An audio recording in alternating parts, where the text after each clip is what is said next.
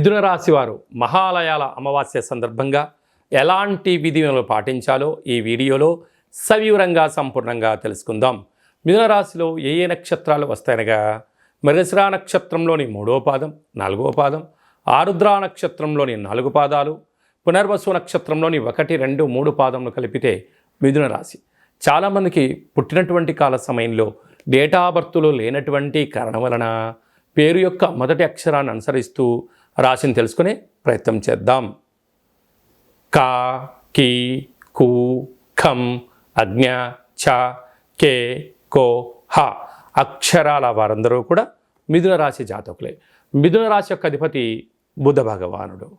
మిథున రాశి వారికి ఈ మహాలయాల అమావాస్య రోజున అందులో బుధవారం రావడం, అక్కడ ఉత్తరా నక్షత్రం, హస్తా నక్షత్రం రోజు అమావాస్య రావడం వలన గతించినటువంటి పెద్దవారందరికీ వారి పేరు స్మరించుకొని యథాశక్తిగా నవధాన్యాలతో కూడినటువంటి పదార్థాలను ఏర్పాటు చేయడము, అంటే మనం ఏదైతే పితృదేవతలకు ఇష్టమైనటువంటి ఆహారాన్ని ఏర్పాటు చేసుకొని ఆకుపచ్చ రంగు కలిగినటువంటి వస్త్రాలను బ్రాహ్మణులకు దానం ఇవ్వడం కానీ, లేకపోతే కాకులకు అలాంటి పదార్థాలను వండి పెట్టడం వలన సకల దోషాలు తొలగిపోతాయని చెప్పి గమనించాలి.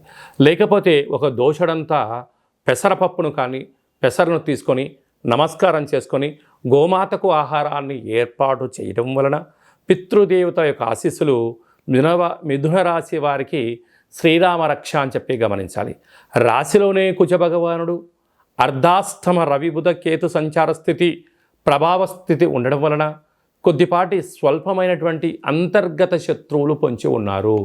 మౌనం, ధ్యానం, ఏకాగ్రత, ప్రశాంతమైన వాతావరణాన్ని ఏర్పాటు చేసుకోవడం, వీలైనంత వరకు మీ మనసుతో మీరు మాట్లాడే ప్రయత్నం చేయండి. అన్నింటా మీ మనసు మీకు సమాధానం చెప్పే పరిస్థితి ఉంటుంది. మీరు మీ మనసు మాట కాకుండా పక్కవారు అనేక మంది వారి యొక్క అవసరాల కోసం మీ బ్రెయిన్ని, మీ మనస్సును మీకు టైం ఇవ్వకుండా వాళ్ళు వాడుకునే ప్రయత్నం చేస్తున్నారు. కనుక ఇలాంటి కాల సమయంలో ఏకాగ్రత, ఏకాంతంగా ఉండడం, ప్రశాంతంగా ఉండడం, మౌనం, ధ్యానం, ఆసనం వేయడం వలన మీ మనస్సు ప్రశాంతత కలిగి మీరు అనుకుంటున్న అన్ని పనులలో విజయం ఎక్కడ ఉంటుంది, విజయానికి ఎందుకు ఇబ్బందులు కలుగుతున్నాయి, వాటిని ఎలా అధిగమించాలో మీ బ్రెయిన్, మీ మనస్సు మీకు తెలియజేస్తుంది. అదే మీ విజయానికి తొలిమెట్టు అని చెప్పి గమనించాలి. అదే కాకుండా భాగ్యస్థానంలో శని భగవానుడు సంచారం చేయడం వలన ప్రేమికుల మధ్య సయోధ్య, భార్యాభర్తల మధ్య అన్యూన్యత, నూతన కార్యక్రమాలు ప్రారంభించడంలో విజయం మిథున రాశి వారి సొంతం కాబోతుంది. రాజ్యస్థానంలో రాహు సంచారం చేయడం వలన కష్టపడి పనిచేయడం మిథున రాశి వారి సొంతం కనుక ప్రమోషన్స్, ట్రాన్స్ఫర్సు, నూతనమైన పెట్టుబడులు, వ్యాపార ఆకర్షణలో విజయం మీ సొంతమవుతుంది.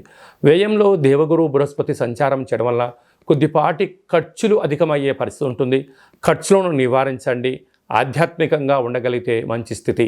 స్వయం వృత్తులు, సేవారంగాలు, వ్యాపారాలు, సాఫ్ట్వేరు, గృహ భవన నిర్మాణ కార్యక్రమం చేసేవారు, రైతు సోదరీమణులకు సహనం, ఓర్పే మీ విజయానికి తొలిమెట్టు అని చెప్పి గమనించాలి.